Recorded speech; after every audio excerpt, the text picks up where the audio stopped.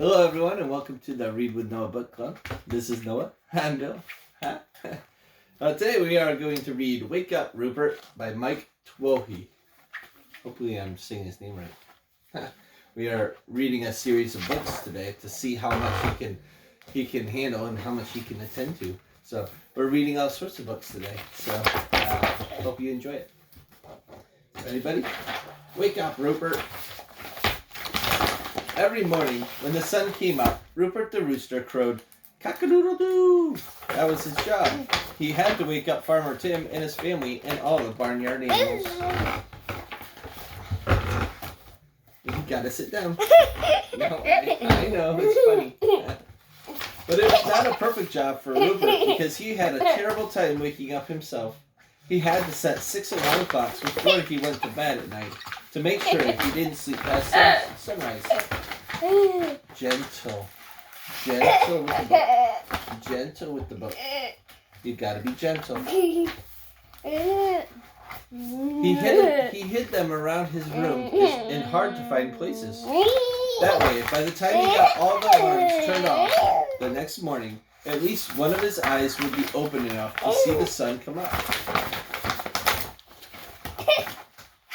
"It's not fair that I have to always get up before everyone else," he complained one day to his best friend, Sherman the sheep. "I need a lot more rest than most roosters." "Hey, I have an idea," said Sherman. "Why don't you teach me how to crow? I'll wake everybody up, and you can sleep late." "Would you do that for me?" said Rupert. "You're a real pal, Sherman." Rupert started teaching Sherman how to crow. First, point your head up, then puff your chest out and take a deep breath. Bah, bah. Next, you gotta sit down. Next, throw your wings back. Now open your beak as wide as you can, and cock-a-doodle-doo. "Good," said Rupert, "but louder, way, way louder. Remember, Sherman, your voice is going to have to wake everybody up on this whole big farm." "Don't worry," Sherman called back. When night time came, Rupert put his fuzzy slippers over his ears and held them in place with his sleeping cap. Nothing was going to wake him up early. Gentle with the book. Gentle, buddy. Gentle. He fell sound asleep. "No, you don't spit on me. It's gross. You know that. You know better. We've talked about that over and over and over at great length." Yeah. Out in the pasture, Sherman slept too, but it wasn't very long before Sherman had a dream. He dreamt it was already morning. The sun was high in the bright blue sky, and he had slept right through the 6 ringing alarm clocks. "Oh no," he gasped. "I'm too late." He leaped up, and with his eyes still closed, he pointed his nose at the stars. He puffed out his chest, flung his elbows back, opened his mouth as wide as it could go, and crowed, "Bah, bah, bah." Oh no, but it wasn't very loud and nobody woke up.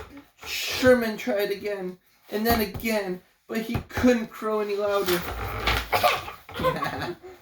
"They're still sleeping. This is terrible. What am I going to do?" "Think, Sherman, think," he said. Up in the loft, Rupert was sleeping soundly when suddenly he was awakened by the loudest noise he had ever heard. His head shot straight up off the pillow. What was that? He half scrambled, half flew down the ladder. Bah! He ran past the mooing cows and the clucking hens and out through the gap in the locked barn door. He was feeling his way in the dark along the backside of the barn when another blast of noise hit him, even louder than before. Bah, bah, bah. What? Yeah, read the book with me. Rupert put his wings over his ears and peeked around the corner. There in the field stood Sherman, his mouth wide and his chest puffed out. And behind Sherman were his brothers and sisters, and friends and aunts and uncles and cousins. They were all pointing their noses up at the night sky, and their mouths were all open as wide as they could go. Bah, bah, bah, bah. That was pretty cool. "Stop!" cried Rupert. "Stop! It's the middle of the night. You'll wake everybody up. But it was too late. Everybody was already awake. The lights were on in the farmhouse. Farmer Tim's wife was already cooking breakfast, and the kids were getting dressed for school. Farmer Tim came up the hill and unlocked the barn door, and all the animals burst out to start a new day. But of course they weren't expecting it to be dark. The goats didn't see Farmer Tim and knocked him backward into the water trough. The pigs slipped in the water and slid down the hill into the hens' laying boxes. The kids, still full from dinner, weren't hungry for breakfast and went out to wait for the school bus. I know. And the cows walked right past the milking barn, clomped into the kitchen, and ate the pancakes. Oh no. What a disaster, thought Rupert. This is all my fault. Waking everybody up is a special job, and it's my job. The following morning, for the first time ever, Rupert woke up before his alarm clock went off. Both of his eyes popped wide open. He jumped out of bed and did deep breathing exercises. Then he went out onto the balcony to wait for the sun. And when the first ray of light peeked over the hill, Rupert crowed and crowed. He looked down on the farm with pride as lights came on and voices filled the air. Everything was back to the way it always was.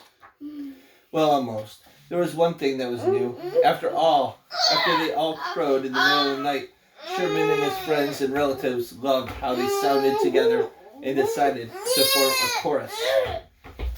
To form a chorus. They were rehearsing a song when Rupert walked by the pasture. Sherman stopped conducting for a moment and called over, "Come to our show tonight, Rupert. Everyone's invited." And everyone came. As the sun dipped behind the hill, the whole farm joined the sheep in song, and everyone made music late into the night. Everyone, that is, except Rupert. He left early to go to bed. He wanted to get up in plenty of time to crow in the morning.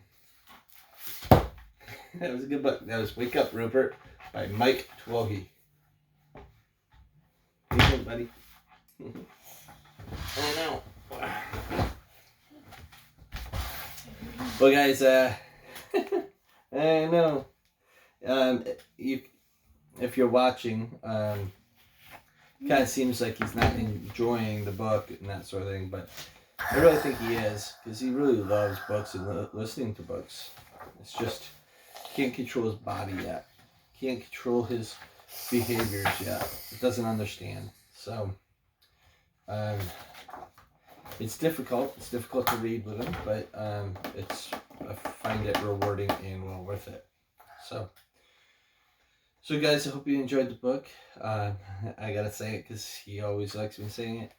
Like always, like, share, and subscribe to our Facebook, Instagram, and YouTube channel. Go to noahsgear.com and check it out. Let us know what you think. Okay? Leave some comments behind and let us know how you guys are doing, and what kind of books you're reading, that sort of thing. But other than that, we'll say goodnight to you.